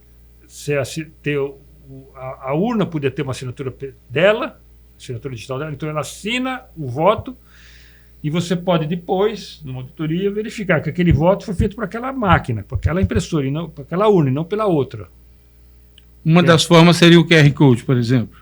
Não, o QR Code é só uma maneira de você gravar a informação. Para calcular, para assinatura digital, para identificar, a gente chama que é identificar de origem, originalidade do documento, tá. Sabe de onde ele veio. Então, na lei lá que eu ajudei a escrever, dizia, depois que o eleitor confirmou o voto, viu o voto impresso, né? Viu o voto impresso, ele viu o voto eletrônico, confirmou, ele é impresso, ele vê o voto impresso, confirma, sem tocar nele. Sem tocar. Isso aí também foi exigência do TSE, que exigia que não podia. Porque no resto do mundo o pessoal pega o voto e coloca uma urna comum. Aqui no Brasil não podia ser, tinha que ser sem tocar. Mas então estava lá sem tocar.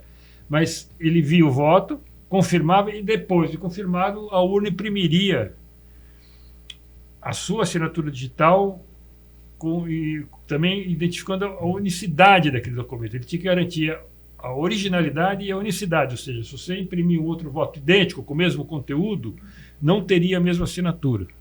Se você for numa outra máquina, conseguisse falsificar a assinatura digital, né, uma mesma máquina, se tivesse 2 votos iguais, 2 eleitores votos iguais, a assinatura digital seria diferente, porque ia ser acrescentado um número aleatório que identificava a unicidade daquele documento. Para você não poder pegar um voto já impresso, válido, imprimir um monte de voto igual a ele e colocar dentro da urna. Fotocopiar Então tem que ter o voto com aquela assinatura, só podia ser um, não podia ter 2 com a mesma assinatura, mesmo que o conteúdo fosse igual.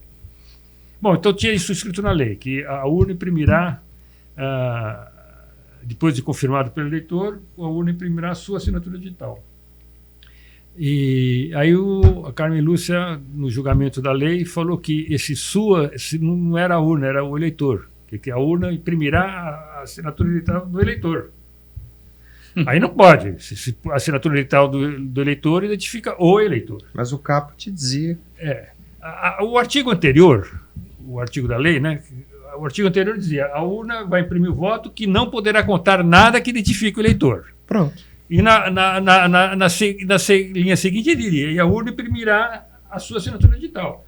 Ela falou: não, a sua é do eleitor, não pode imprimir a assinatura do eleitor. Então a lei constitucional revogou a lei inteira.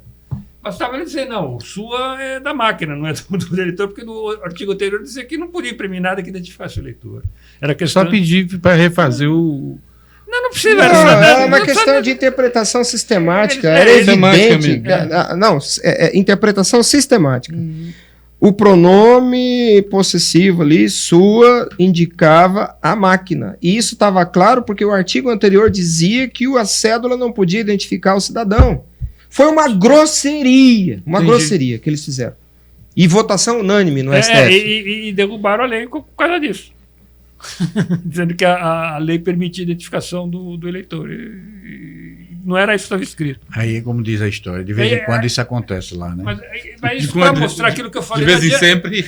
Mas isso para mostrar isso que eu já disse anteriormente aqui. Não adianta você participar de um processo que o cara, o administrador, é o regulamentador e é o juiz. Você entra com ele. Você não consegue nunca vencer essa situação. Eu escrevi lá na maior boa-fé, com a sua assinatura, antes eu disse: não pode contar nada que identifique o eleitor no voto impresso. E na outra eu disse: vai imprimir a sua assinatura. A máquina vai imprimir a sua assinatura. Falou: não, esse sua é do eleitor e não...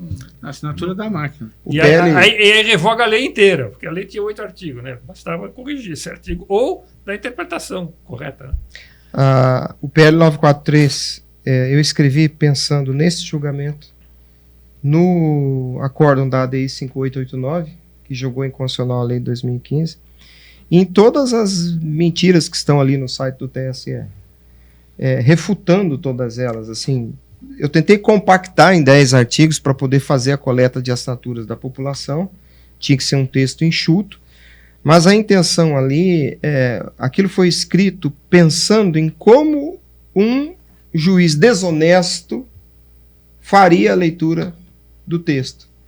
E a gente precisa que deputados e senadores aprendam a tratar desse assunto sob a ótica jurídica, que parem de falar bobagem a respeito. Sabe? Parem de dizer coisas erradas, parem de usar termos que são juridicamente inadequados. Porque quem vai decidir esse assunto no final das contas serão operadores do direito. Então o texto da lei tem que ter uma fundamentação jurídica adequada.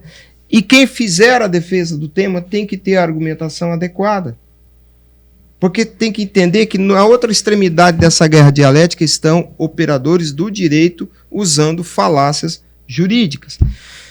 Me permita, já que eu tomei a palavra, por que eu digo que voto eletrônico não existe num regime de democracia? Num regime de democracia, o voto tem que estar sob domínio do cidadão. O voto não é uma informação apenas. Tudo no universo pode ser uma informação, mas o voto não é apenas um dado. O voto é um objeto de uma relação jurídica chamada sufrágio universal. Para que ele seja voto, ele tem que estar sob domínio do cidadão. E o voto eletrônico não está sob domínio do cidadão, portanto, não é voto. Se o voto é eletrônico, o regime não é democracia. Se o regime é democracia, o voto não pode ser eletrônico, seja o que for.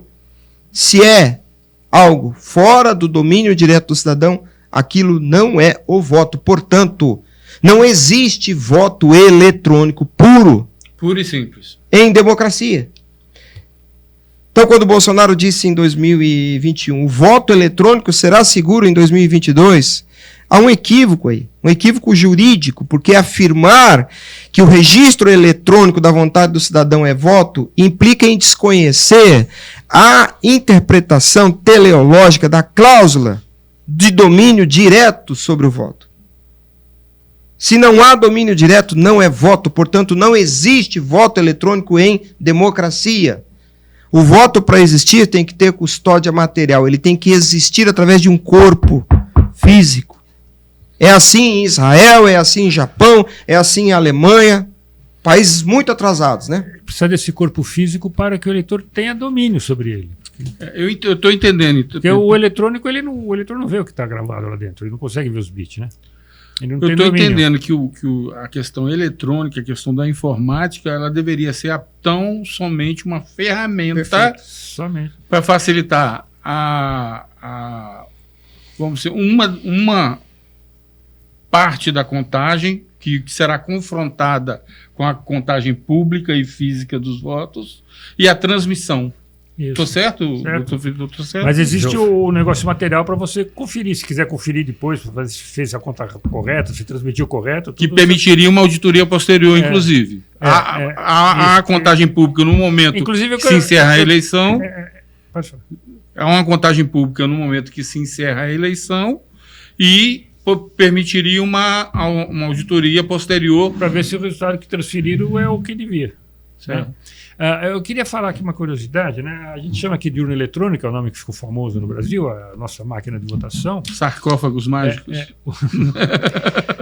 Eu queria falar, a urna de terceira geração que existe na Argentina, ela não é urna, porque ela não guarda o voto.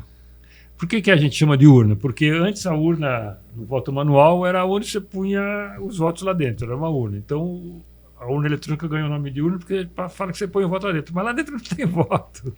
Entendi. É só uma passagem do registro. Mas o da Argentina é melhor ainda, porque o da Argentina, o voto fica gravado numa célula de papel que tem um chip eletrônico. E o voto, quando a pessoa dá o voto na máquina, a máquina mostra o voto na tela, ela confirma, você põe o papel lá, ele imprime o voto na célula, o leitor vê o voto impresso. Mas, ao mesmo tempo, grava no chip. E o eleitor leva aquilo pegando na mão e coloca numa urna comum. Então, a urna é a de papelão que está lá fora, de plástico, que está lá fora, em cima da mesa, né, de votação. A urna não é urna, ela não tem voto gravado. Quando acaba a eleição na Argentina, na máquina de votar, se você perguntar quantos votos tem, não tem voto nenhum gravado. Ela não grava voto nenhum dentro dela, ela não é urna. Então, lá é uma máquina de votação, de auxílio à votação, máquina de auxílio à votação. Para isso pode ser usado a eletrônica.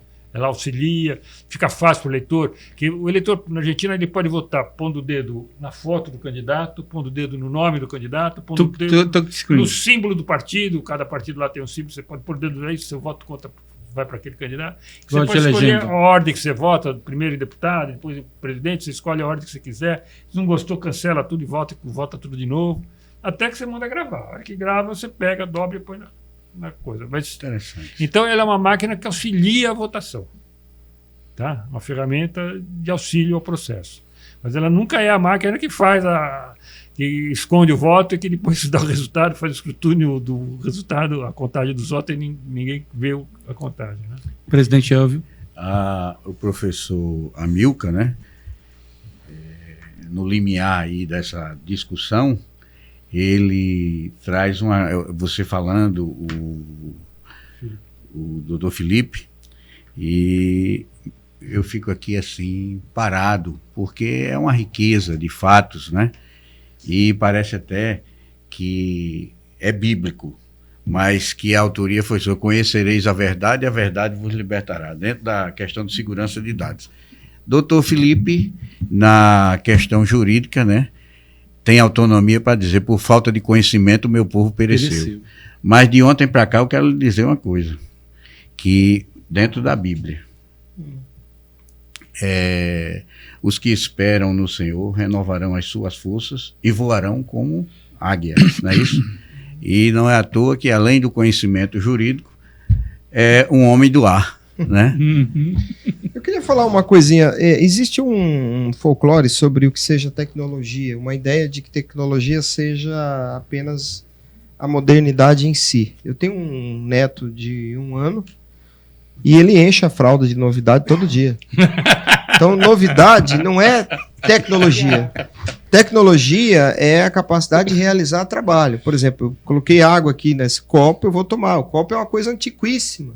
Mas ele tem a tecnologia para realizar o trabalho de me servir a água. Né? Eu bebo água com o copo. Agora, esse iPhone aqui, último tipo, Eu não consigo servir a água nele para eu beber. É um equipamento moderno, mas ele não realiza esse trabalho. Mais alta tecnologia, mas não serve para o propósito. Porque não tem a tecnologia para realizar o trabalho de beber água. A urna de primeira geração não tem a tecnologia para realizar o sufrágio universal. Não tem. E a nossa urna é uma urna de primeira geração. O equipamento que o Brasil usa para fazer eleição é conceitualmente o mesmo da década de 90. É como uma TV de tubo. Mudaram a aparência, o aspecto, a cor, mas ele realiza o mesmo trabalho. É uma urna de primeira geração. Não tem tecnologia para realizar o sufrágio. O problema é que a maioria dos nossos senadores e deputados não sabem o que é o sufrágio. Não sabem o que é a relação direta de domínio, o sentido teleológico da cláusula pétrea. Não sabem o que é o princípio da publicidade e a relação intrínseca que ele tem com a democracia. E aí ficam correndo atrás de modernidades. Aí o TSE muda a cor da urna, eles acham que é uma urna nova. Mudam a face da urna, eles acham que é uma urna nova. Não, é a mesma coisa. Continua sendo uma TV de tubo e um celular daqueles de 2 quilos, da década de 90. É ou não é, professor? Tijolão. Estruturar o modelo da urna. Quando começou a informatização do processo eleitoral, especificamente da urna, né, alguém estava surgindo lá os microcomputadores, alguém pensou, por que não fazer votação eletrônica, né, com urna? Parece uma boa ideia. E fizeram a primeira ideia que é: a gente vai lá, vota na máquina, lá grava o voto, no final ela já dá o resultado, já está pronto o resultado no final. Todo mundo achou lindo, rapidinho, né? Mas depois das primeiras experiências, alguém começou a pensar, falou: mas espera aí, como que o eleitor sabe que o voto que ele digitou é o que está gravado, é o que sai no resultado? E começaram a questionar. Aí começaram a falar: não, tem que ter modificações nesse processo.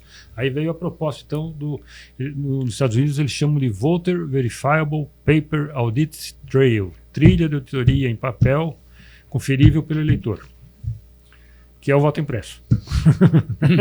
Voto impresso conferível pelo eleitor. Isso surgiu em 2000, 2002, por aí, nos Estados Unidos. Essa foi uma tese de doutorado. Então, deu a entrada à segunda geração do equipamento, que além do voto eletrônico tinha que ter o tal do VVPAT. É a segunda geração. Então, o sistema foi evoluindo e agora a terceira geração é o que tem o VVPAT, mas é mais rápido o processamento, é mais fácil a conferência, tudo isso daí, né? E a urna brasileira continua sendo aquela da primeira geração, que foi feita a primeira votação, foi em 1991 na Holanda. Depois, em 92, foi feito na Índia. Em 96, foi feito no Brasil. O pessoal fala que o Brasil foi pioneiro. Não foi. Teve outros países que usaram essa urna de primeira geração antes do Brasil. Só que todos esses outros países já saíram da primeira geração, já estão lá adiante. A Holanda proibiu, não pode ter urna de primeira geração. A Índia também já passou para a segunda geração. A Alemanha usou uma vez a de primeira geração, proibiu. E o Brasil continua desde 96. Nós continuamos nessa proliferação. É o triplo B, né? Triplo B, Brasil, Butão e Bangladesh. Não, eu vou falar sobre. Também está errado isso. Tá? Está errado? Está errado. Isso daí foi a notícia que saiu na Folha em 2021. Certo. Né? Que eles fizeram um estudo lá. O que acontece é o seguinte: falei aqui da Índia, né? A Índia começou com a urna de primeira geração antes do Brasil. Em 2009, na Alemanha, eles fizeram uma eleição em 2005 e 2009 a Alemanha decidiu que não podia usar máquinas de primeira geração, sem voto impresso. Era inconstitucional porque não permitia transparência, não entendia o princípio da publicidade. Tá? Em 2014 foi a vez da Suprema Corte da Índia. Eles decidiram que a máquina que já usava há muito tempo na Índia, a Índia tem 3 vezes mais eleitores que no Brasil, né? Acho que 5 vezes mais eleitores que no Brasil, tem 5 vezes mais máquinas de votar do que no Brasil, né? A quantidade de máquinas de votar lá é enorme. Então eles decidiram que estava errado, que tinha que ter o voto impresso, conferível pelo eleitor. Lá eles falam em inglês, então eles falavam claramente na decisão da Suprema Corte da Índia, do VVPAT, né? E que tinha que ter o VVPAT, só que como lá é muito, eles deram um prazo para o sistema administrador eleitoral, que não é da Suprema Corte lá, tem um prazo, aí você pode ir substituindo conforme for dar, né? Porque era mais de 1 milhão de máquinas, né? E o Butão e o Bangladesh pediam as urnas emprestadas da Índia para usar nas eleições deles, são países pequenininhos encostados na Índia, né? Então, quando falaram que o Butão e o Bangladesh ainda usavam a urna da primeira geração, é porque estavam sendo trocadas. Eles já estão sendo trocadas para a segunda geração, porque quando a Índia trocar tudo, o Butão e o Bangladesh vai a urna de segunda geração, que é o que está sendo feito na Índia. Então nem no Butão e Bangladesh usa mais, é só o Brasil só mesmo. Brasil mesmo. Tá vendo uma informação, né, estarrecedora para a gente aqui. Presidente. Não, doutor Felipe, eu acho que quer falar. Não, eu queria que as pessoas percebessem o quanto têm sido enganadas. Imaginem quando esse povo percebeu o quanto foi enganado ao longo de quase 30 anos. Enganado. O povo foi enganado por falta de entendimento. Enganado. Existe uma história, que eu não sei se é verdadeira, de que quando os europeus chegaram por aqui, eles deram espelhinhos aos índios tupinambás, né? E aí o índio tá lá pelado, olhando o espelhinho, enquanto o europeu leva ouro, pau-brasil, madeira nobre, etc. Essa urna eletrônica é o espelhinho. Nós estamos tal qual aqueles tupinambás analfabetos. O cara levando a coisa e o índio achando lindo o sistema de voto eletrônico. Tecnofascinação, ele explora o conceito de tecnofascinação, né? As pessoas acham que é lindo porque é tecnologia e nem sabem o que estou falando. Você citou o Carl Sagan, né? Tem uma frase que eu gosto muito dele, um livro dele chamado... como que é? Não me lembro o nome do livro agora, mas ele pôs uma frase lá, que é o seguinte: no mundo moderno, a tecnologia está cada vez ganhando mais espaço. Estamos usando a tecnologia para cada vez mais atividades, medicina, e prospecções, e controles, administração, e inclusive para processo eleitoral. Só que ninguém entende a tecnologia, ninguém conhece, compreende com detalhes a tecnologia. E essa mistura de poder e ignorância vai explodir na cara de todo mundo uma hora. Já está explodindo, já né? Está explodindo. Então, eu acho que explodiu em outubro de 2022. E explodiu com sangue, mais uma vez, na Venezuela, né? Sim. Presidente Elvio. Caminhamos para o fim. Bom, a UCA, né, União Conservadora de Alagoas, eu acho que o podcast ele trouxe uma grande aula para o arapiraquense, para o alagoano, e uma pena que nós teríamos hoje o nosso evento, né? E por conta dessa vinda do Bolsonaro, ficamos no aguardo e esvaziaria o evento. Então, mesmo nesse podcast, nós só temos a agradecer ao doutor Felipe, certo? Que muitas coisas em comum, de ontem para cá a gente descobriu, né? E o professor Amilcar, que, sem sombra de dúvida, tem uma bagagem fantástica, né? Quero aqui me dirigir ao doutor Felipe, dizendo que não desista.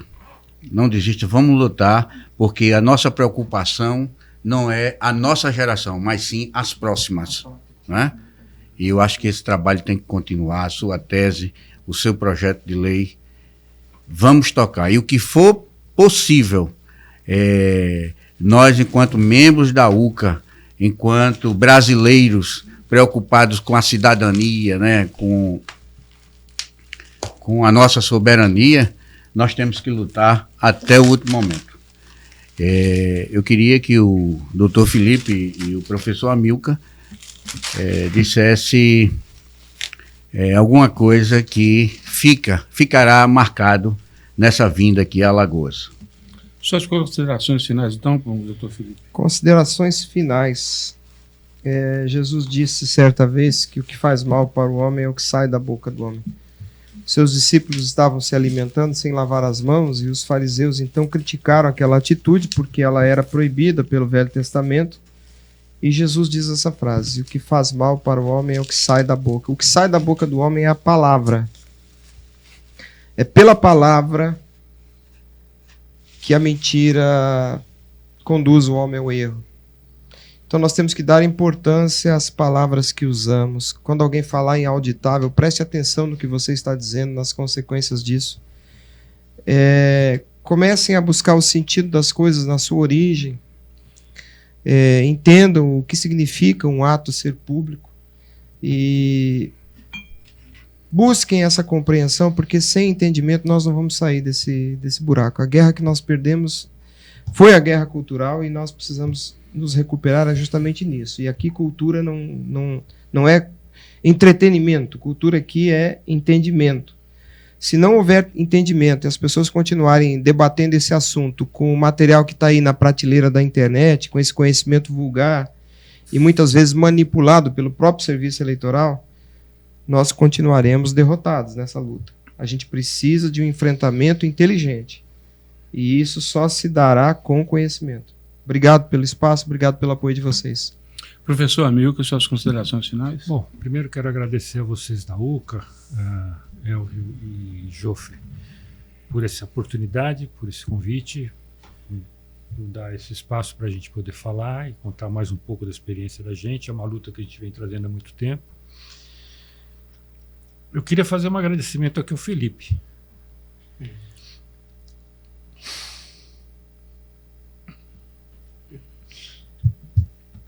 Importante, né?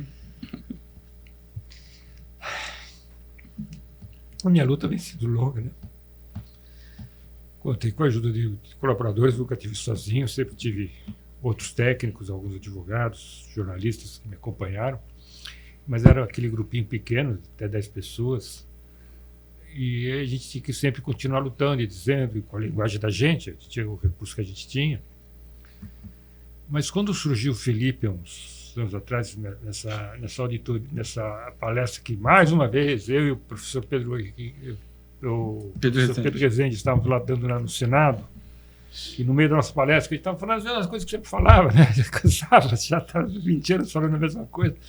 Apareceu ele, pediu a palavra assim, intempestivamente, começou a falar, e eu percebi que ele trazia uma linguagem um pouco diferente, e eu percebi uma coisa muito importante naquele momento, que ele entendeu o problema, que a gente tinha dificuldade de mostrar. Naquele momento eu percebi que já estava se formando uma massa crítica de conhecimento fora daquele nosso grupinho,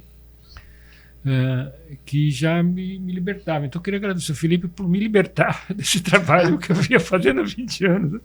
Agora ele tem conduzido, ele tem criado, transformou um movimento muito maior. O movimento, pela camiseta dele está dizendo aí, contagem pública dos votos, é um movimento mais organizado que tudo que eu já fiz, né?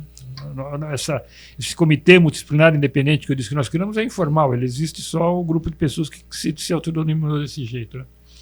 Mas ele está dando uma dimensão muito maior ao processo, ele e o grupo que ele também já arrumou, que apoia ele, inclusive vocês, né, que têm ajudado aqui em Arapiraca. Então agradecer a vocês todos por isso, inclusive por me libertar desse trabalho. E inclusive eu quero dizer aqui, parafraseando uma frase que a gente escutava na época, antes de começar o Jornal Nacional, de um banco, que eu coloco para vocês. Doutor Felipe, professor Amilcar, vocês são gente que faz. E não desistam do Brasil.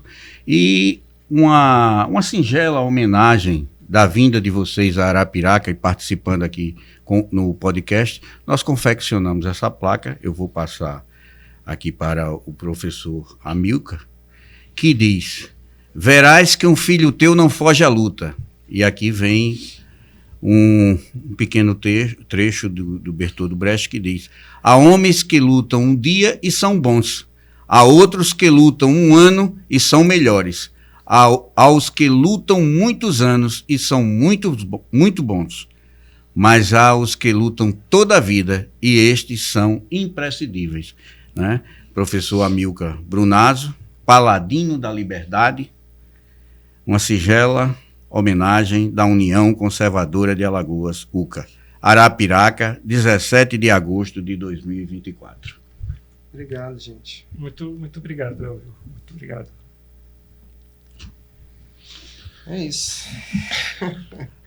Doutor Felipe e professor Amilcar, tenho a certeza, né, de que a vinda de vocês para a terra dos Marechais e para a terra de Manoel André, né, que é a sede da União Conservadora de Alagoas. Onde tudo nasceu debaixo de um frondoso pé de arapiraca. Exatamente. Nós somos aprendizes nessa luta pela liberdade, pelo mais do que o conhecimento, o entendimento. Nós somos aprendizes e temos vocês como verdadeiros paladinos. Nós temos vários paladinos, exemplos de paladinos no Brasil, e queremos poder prestigiar alguns com uma pequena homenagem que, no meu modo de entender, o reconhecimento do trabalho, da luta de um ser humano pela sua pátria, pela sua comunidade, pelos seus princípios, por aquilo que ele acredita, é o maior legado que uma pessoa pode receber, é o reconhecimento. E tudo que vocês fazem, né, espelha os objetivos da UCA, que é levar entendimento para aquelas pessoas que estão na obscuridade, que estão à sombra da verdade. Esse é o desafio que a UCA quer abraçar. E vem abraçando desde setembro de 2021. Muito obrigado a vocês. Que Deus abençoe. Amém. Amém. Amém. E quero aqui conclamar a quem assistiu, quem tiver a oportunidade de assistir o podcast, que sigam o Dr. Felipe Gimenez e o professor Amilcar lá no YouTube, certo? E tenho certeza que se hoje nós tivemos uma aula aqui, vocês terão muito mais acompanhando, seguindo ele. Eu só queria esclarecer que o meu canal de uso é o Twitter. O Twitter. Felipe M de Marcelo, Felipe M Gimenez, com GZ. Eu tenho no YouTube também, mas eu também tenho dado preferência ao Twitter, que é o X, né? O X. Amilcar Brunazzo F de filho. Pronto. Tá? A UCA brevemente estará no Twitter, no X, no Deus. X, né? É. Mas atualmente nosso canal é o YouTube, que magicamente tiveram alguns vídeos aí deletados pela plataforma, das nossas manifestações, dos nossos podcasts anteriores, mas a gente pretende retornar. E o nosso canal no Instagram, União Conservadora de Alagoas. Que Deus abençoe a todos vocês. Presidente, palavra final. Só dizer, né, que a UCA é grata à presença de vocês e que vamos nos encontrar mais vezes. Sejam sempre bem-vindos. Muito obrigado.